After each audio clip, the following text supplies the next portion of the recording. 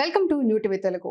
పవన్ కుమారుడు Mark Shankar Singapore లో జరిగిన అగ్ని ప్రమాదంలో గాయపడ్డాడన్న సమాచారంతో పలువురు సెలబ్రిటీలు స్పందిస్తున్నారు. ఇందులో ఏపీ ముఖ్యమంత్రి చంద్రబాబు నాయుడు, మంత్రి నారా లోకేష్, తెలంగాణ బీఆర్ఎస్ నేత కేటీఆర్ తో పాటు పలువురు ఉన్నారు. మార్క్ శంకర్ కు గాయాలన్న విషయం ఆందోళన కలిగించింది.